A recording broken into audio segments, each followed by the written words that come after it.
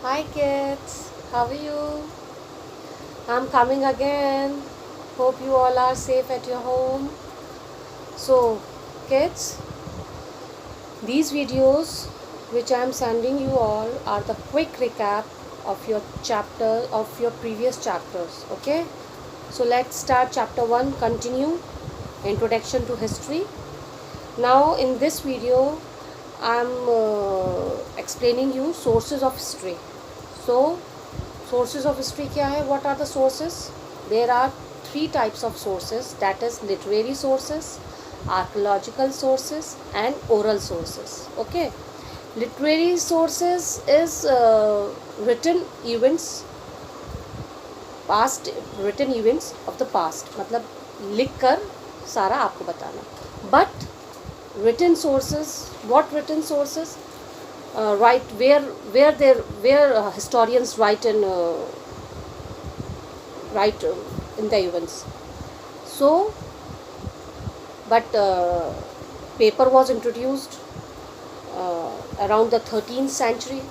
So, where he wrote the events of the past.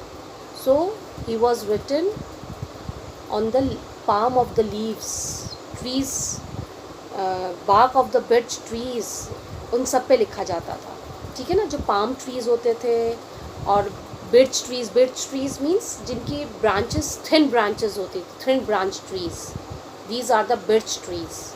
Okay, तो वो लोग इस पे लिखते थे. तो these type of written from hand are called manuscripts.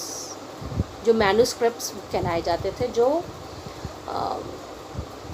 Palm leaves पर, birch ट्रीज पर लिखा जाता था उनका इवेंट्स जो लिखते थे पास्ट के.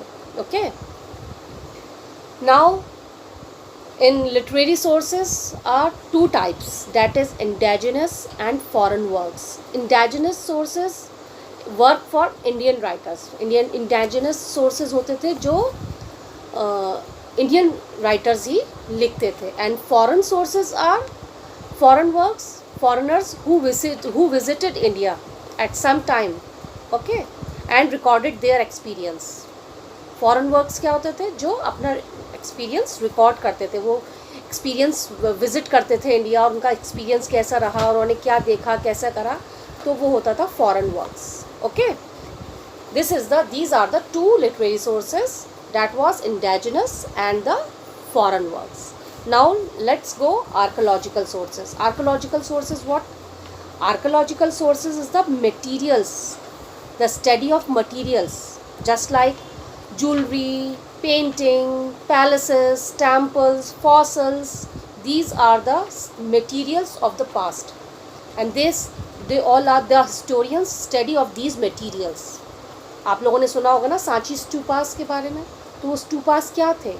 व्हाट स्टूपास जो थे वो भी तो पास्ट के थे. तो हिस्टोरियंस एंड आर्कोलॉजिस्ट जो थे उन्होंने फाइंड किया, and they all are study about these stupas.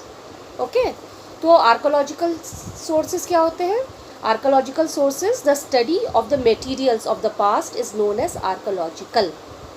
Okay, now let's go for oral sources. Oral sources is information that is pass down through the years of word of mouth.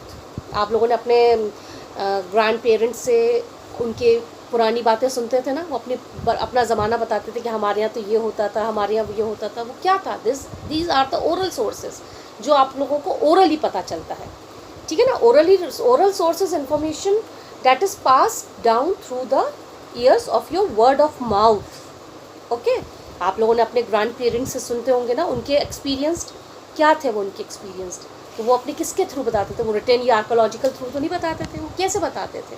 वो orally आप लोगों को अपना ancient पास, अपना पास जो था वो आप लोगों से शेयर करते थे.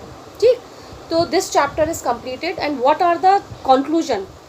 Conclusion is literary, archaeological and oral sources provide information about the past. ये थ्री सोर्सेज हैं जो हमें पास्ट का बारे में बताती हैं.